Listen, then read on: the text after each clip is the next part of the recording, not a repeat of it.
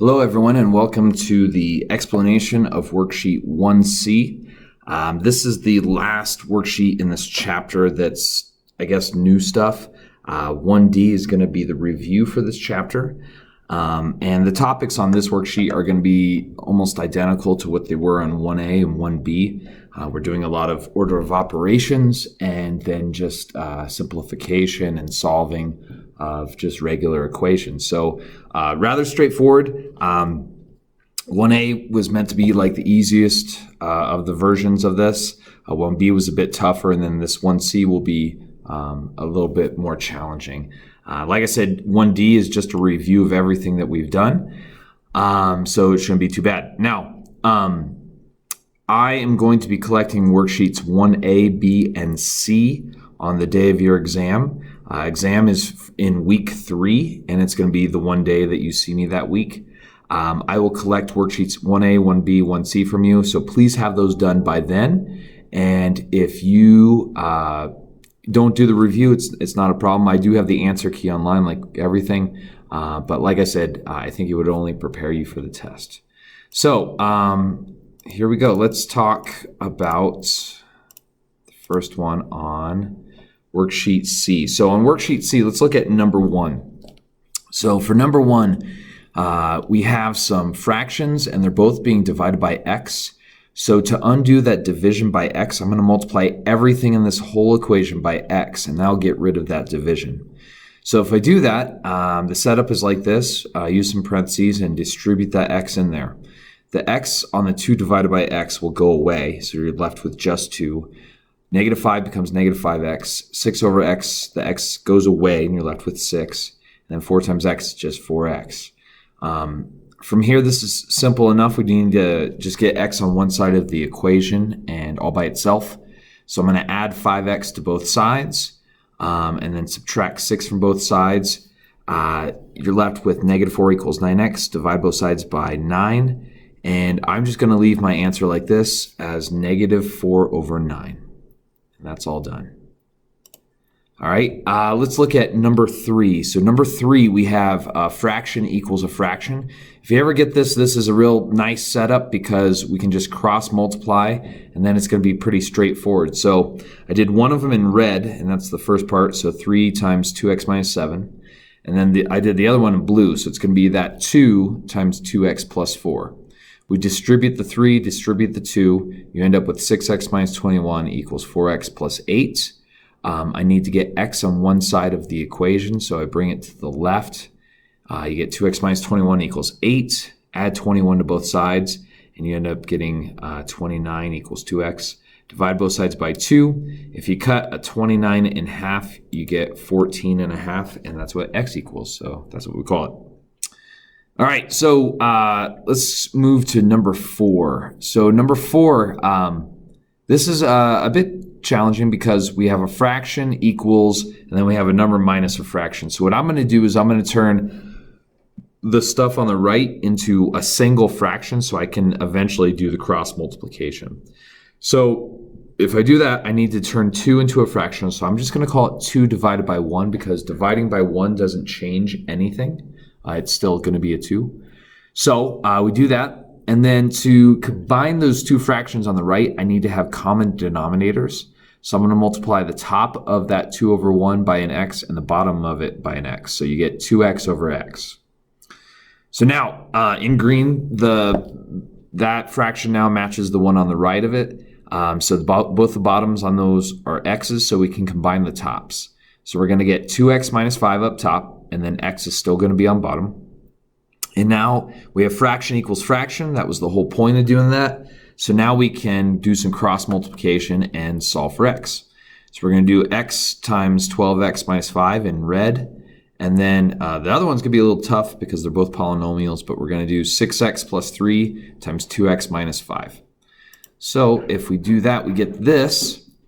And now on the left side, we're just going to distribute the x, and that's not too bad. On the right side, we got to FOIL that. So it's going to turn into a bit of a mess, but if you do it correctly, you should get 12x squared minus 30x plus 6x minus 15. On the left side, I really can't do anything, so I'm just going to leave it like that. on the right side, the only thing I can do here is combine those two x's. So I have negative 30x and positive 6x. Put those together and you get negative 24x, and that's good to go. So now I'm going to get rid of my x squareds. So I subtract 12x squared on both sides, and it cancels from both sides, which is lucky because then we don't have to factor. That brings us to this step. I'm going to add 24x to both sides, and you get 19x equals 15. Divide the 19 off, and you get x equals negative 15 over 19. So kind of a tricky problem, but I don't know, nothing too bad. Let's talk about number 7. So 7 is a very, very tough problem because we have one thing being divided by x, another thing being divided by 2x, another thing divided by 5x, another thing divided by x plus 1. So I want to cancel off all of those fractions. I don't want any of those fractions when I'm done. So the first thing I'm going to do is cancel off the x's. So I'm going to multiply everything in this whole setup by an x to get rid of that divided by x.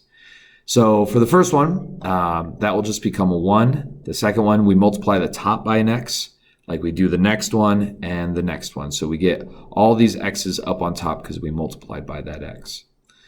So from here, I want to get rid of the 2x. Oh, well, no, look at this. So the x on that x divided by 2x cancels off because it's on top and bottom. So we're left with just 1/2, which is nice. The same thing for that x divided by 5x. The x's cancel off, so I'm left with 1/5. And then the 10x over x plus 1, I can't cancel off the x's there because that x on the bottom is being added to 1. So you're not allowed to do that, so leave that one alone. Okay, so now I'm going to get rid of this 2. So on the 1/2, I want to get rid of that. So I multiply everything in here by a 2 now. You get 2, a minus 1, a minus 2/5, and then the 10x over x plus 1 becomes 20x over x plus 1.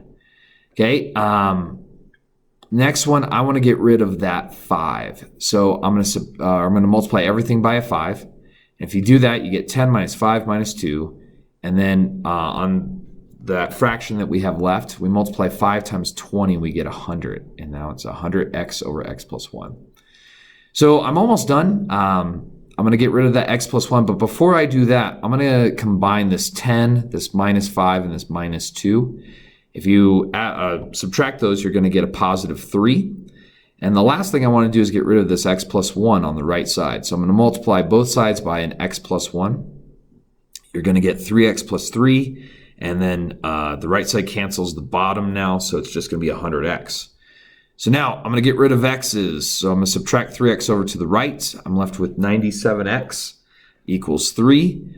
Divide both sides by 97. And 3 doesn't go into 97, and I think 97 is a prime number, so we just leave our answer as 3 divided by 97. And even though it's an awful looking fraction, it's correct, so we're done. Okay, number 12. Let's look at that. Number 12 is really similar to that one we just did, which was number 4. They're really, really similar problems, and you're going to do them the exact same way. So what we're going to do is we're going to try and get fraction equals fraction. Well, we don't have that on the right side. We have that 5 plus that fraction. So let's put that 5 with that 2 over x minus 1 and make it a single fraction that will be good to go for cross multiplication. So if I do that, I'm going to call it 5 over 1. I need to make the bottom match the one on the right. So I need to multiply the top and bottom by x minus 1, and that's what I've done. I distribute that 5 up top, you get 5x minus 5, and now the x minus 1 and x minus 1 match.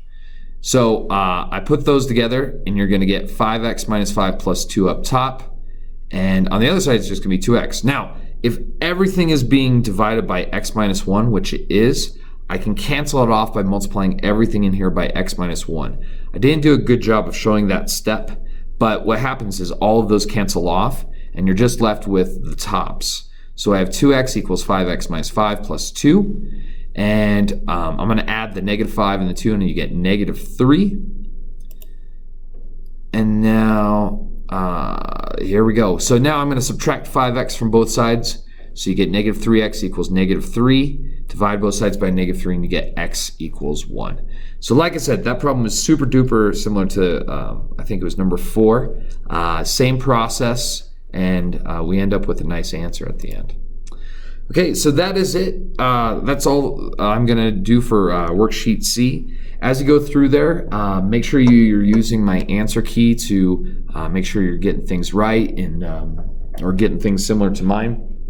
If you're totally clueless on a question and you're looking at the answer key and you're like, I don't know what he's doing here either, feel free to email me or talk to a buddy in the class, and I'll, if you're talking to me, I'll do my best to explain it to you, hopefully in a way you understand. Okay, like I said, this is the last worksheet in Unit 1 that you're going to be turning in. I would highly suggest you look at the review sometime this week and then even possibly on Monday. And we will have our first exam in person during week 3 whenever I see you then. Okay, like I said, let me know if you have any questions. Thank you.